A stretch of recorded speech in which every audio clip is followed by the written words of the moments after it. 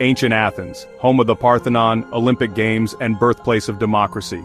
But before all that, Athens had some serious political drama going on. Imagine a reality show with togas and sandals, and you get the idea.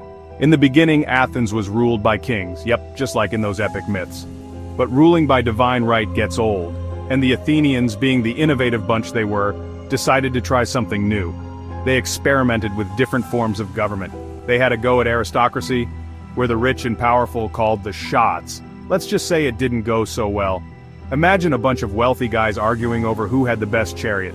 It was like that, but with more at stake. Then came oligarchy, where a small group held power. Spoiler alert, that didn't work out either. It seems like every time they tried to fix their government, they ended up with a new set of problems. But hey, at least they were trying, right? Athens in those early days was a city trying to find its political footing. It was a time of change, upheaval, and a whole lot of head-scratching.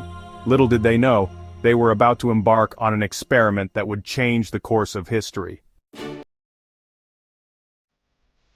Enter the Athenian A-team Solon, Cleisthenes, and Pericles. These political rock stars shaped Athenian democracy. Solon, the wise lawmaker, reformed laws to empower the people. He established a system based on wealth, not just bloodlines. Cleisthenes, the father of Athenian democracy, expanded these reforms. He reorganized society for broader participation. Pericles, the charismatic leader, ushered in the Golden Age. He introduced pay for public service, making democracy accessible. These reformers laid the foundation for Athenian democracy. Their system became a beacon of hope for centuries. The road to democracy in Athens wasn't a walk in the park. It was more like a marathon, with a few hurdles and wrong turns along the way. But hey, what's a good origin story without a little bit of struggle? Imagine going from a world where only a select few had a say to one where every citizen could participate. It was like upgrading from dial-up internet to fiber optic, a game changer. One of the major turning points was the rise of the citizen soldier. Back in the day, wars were fought by guys with fancy armor and even fancier horses. But then Athens was like, hold my Khiton, we've got an idea. They realized that the average citizen, armed with proper training and a whole lot of courage, could hold their own on the battlefield. This shift in military power had a ripple effect on Athenian society. The citizens who risked their necks for their city wanted a say in how it was run. And who could blame them? They were tired of the elites calling the shots while they did the heavy lifting. The rise of the Athenian navy also played a crucial role.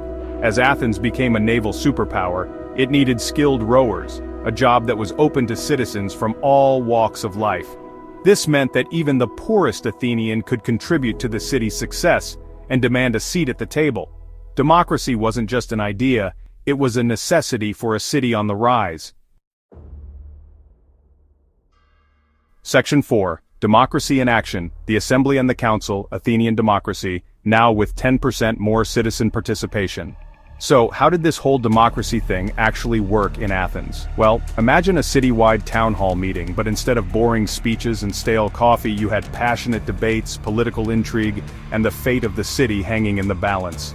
Welcome to the Athenian Assembly, where every citizen, well, almost every citizen, could make their voice heard.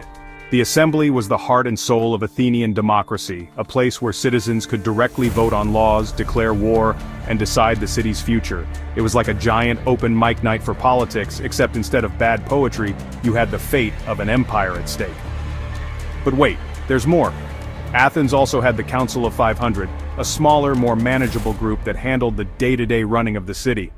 Think of them as the city council, but instead of arguing about potholes and parking tickets, they were dealing with matters of war and peace. The council was chosen by lottery, which meant that any Athenian citizen, regardless of their social standing or wealth, had a chance to serve. It was like the ultimate game of civic duty roulette, but instead of winning a prize, you got to shape the future of Athens. Section 5. The Legacy of Athens. Echoes of Democracy in the Modern World. The Athenian experiment in democracy, though short-lived in the grand scheme of history, cast a long shadow.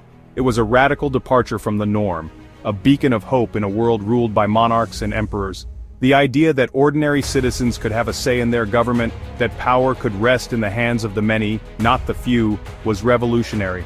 Fast forward to today, and the echoes of Athenian democracy can be seen and heard in democracies around the world.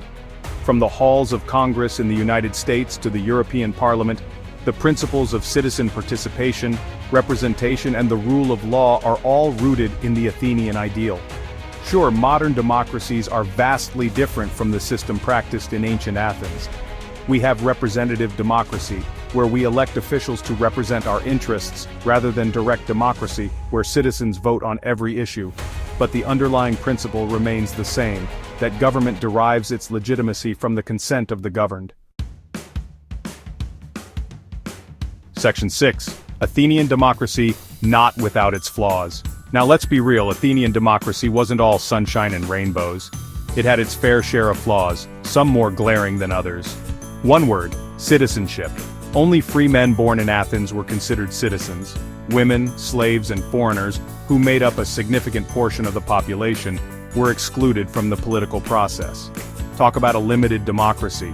And let's not forget the whole ostracism thing. Every year, Athenians could vote to exile a fellow citizen for 10 years. No trial, no jury, just a popularity contest where losing meant packing your bags and saying goodbye to your family and friends. It's like a reality TV show gone wrong. Athenian democracy was also susceptible to the whims of the mob. Without a system of checks and balances, a charismatic speaker could sway public opinion and lead the city astray. It was like Twitter on steroids, with potentially disastrous consequences. Despite its flaws, Athenian democracy remains a remarkable achievement. It was a bold experiment in self-governance, and while it didn't last, its legacy continues to inspire. Section 7. Conclusion: the Athenian experiment. A timeless lesson in the messy beauty of democracy. The Athenian experiment in democracy was a testament to the human spirit's capacity for innovation and self-governance. It was a messy, imperfect system, prone to pitfalls and vulnerable to exploitation. But it was also a testament to the enduring power of the human spirit, a beacon of hope that has inspired generations to strive for a more just and equitable world. As we navigate the complexities of the 21st century, the lessons of Athenian democracy remain as relevant as ever. The importance of civic engagement, the need for informed and active citizenry, and the constant struggle to safeguard the principles of freedom and equality are all part of the legacy of Athens. The Athenian experiment may be over, but the quest for a more perfect democracy continues. It's a journey that requires constant vigilance, unwavering commitment, and a willingness to learn from the past, both its triumphs and its failures. And who knows, maybe, just maybe, we can learn from the Athenians and create a world where the dream of democracy, in all its messy and beautiful complexity, can truly flourish.